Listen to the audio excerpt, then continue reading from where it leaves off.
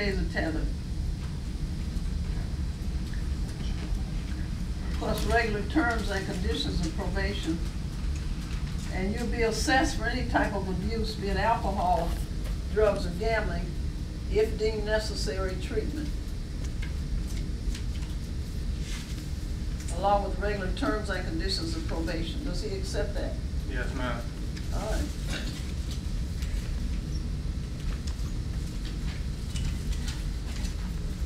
Did you, Mr. Shipp, you've already been sworn, right? Yes, ma'am. Did you have an opportunity to look at this advice of rights form? Yes, ma'am. Did you read the constitutional rights? Yes, ma'am. Did you understand them? Yes, ma'am. Did you also read the appeal rights? Yes, ma'am. Did you understand those? Yes, ma'am. Is that your signature at the bottom of the advice of rights form? Yes, ma'am. Do you understand that by offering or tendering a plea of guilty, you are waiving or giving up all of these rights? Yes, ma'am. Knowing and understanding that, Mr. Shipp, is it your desire to waive these rights and plead guilty? Yes, ma'am. Has anyone, Mr. Shipp, threatened you to get you to plead to the offense of home invasion second, which is a 15-year felony? Anyone threaten you? No, ma'am. Has anyone promised you anything to get you to plead other than the fact that you requested of this court an evaluation of sentence? This court indicated it will consider HIDA if eligible once I see the report. And the other part of it was probation, restitution if any, 60 days tether along with the regular terms and conditions of probation.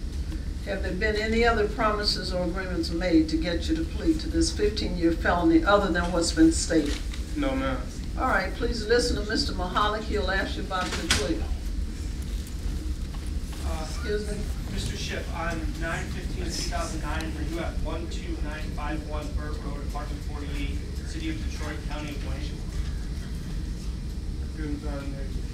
Sorry. On 9/15/2009, were you at 12951 Burt Road, apartment 48, City of Detroit, County of Wayne? Yes, sir. And at that place and at that time, did you enter an apartment that was not yours? Yes, sir. Did you have permission to enter that apartment? No, sir. And while you were in there, did you take some money, some change out of a piggy bank or something? Yes, sir. People are satisfied. Defense is said. All right.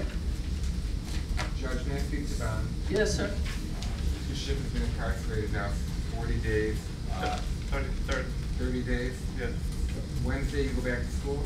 Yes. If he's out, he gets to go back to school on Wednesday. I'm asking the court to consider a personal bond. The reason Tether bond. We had that before, Judge. And the reason it didn't work was because he gave an incorrect address accidentally. He told me he's now living with his grandmother. Well, that's what he tells me. Okay. He's now living with his grandmother, correct? Yes. And you do have a correct address there. Yes. Does she have a landline at home? She has a house phone. I'm asking the court to consider another personal bond, a real correct address in Tether until 7. All right, but now let me say this to you, sir. You've got a lot of trespass, malicious destruction, 2 trespasses. If you violate while you're out, I'm gonna send you to prison. I understand, ma'am. Get it? All right. Your Honor, can people also ask for no contact with anyone in that apartment building? No contact with Yes. No contact. Yes, ma'am. I'm serious. Oh, I understand, ma'am. Do you? Yes, ma'am. All right, you've never been to prison, but I don't want to do that, but people have a right to be safe from the likes of you if they don't want to be bothered. Ma'am, I'm not a survivor at all. You went in there and you shouldn't have, so that's a risk in and of itself as far as I'm concerned. We'll see him back on, how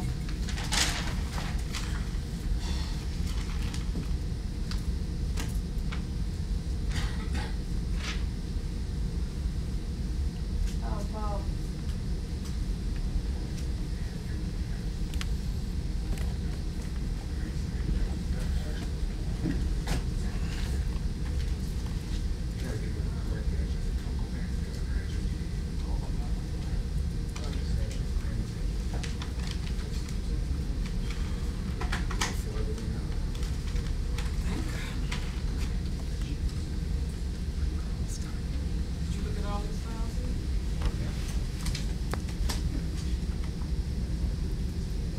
is November 9th enough time, Madam Clerk?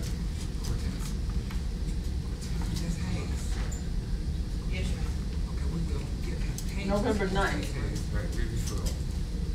November 9th.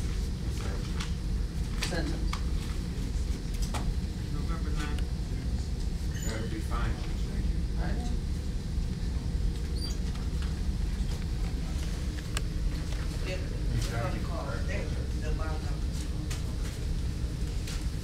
Pass these,